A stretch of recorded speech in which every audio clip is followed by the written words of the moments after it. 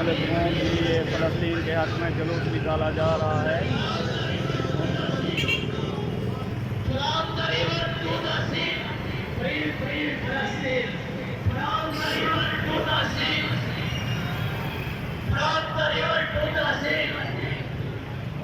पाकिस्तान का मतलब क्या, फ़लस्तीनियों से रिश्ता क्या,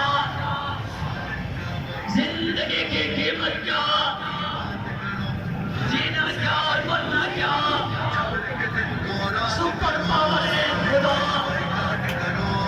सुपर पावर है खुदा, जीना क्या और मरना क्या, जिंदगी की कीमत क्या, पाकिस्तान का मतलब क्या, फ़लस्तीनियों से रिश्ता क्या, अहले गज़ा से रिश्ता क्या,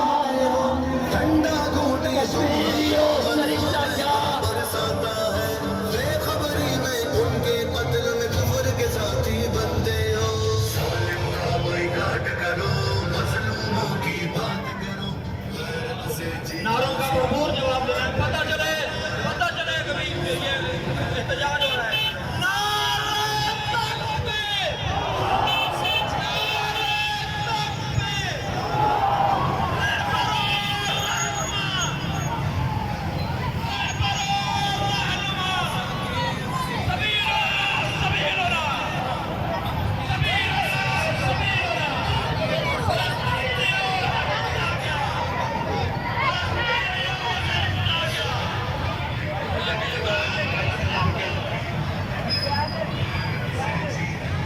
हिफाजत के लिए आप मुसलमानों के ईद के तकद्दुस के लिए निकले हैं।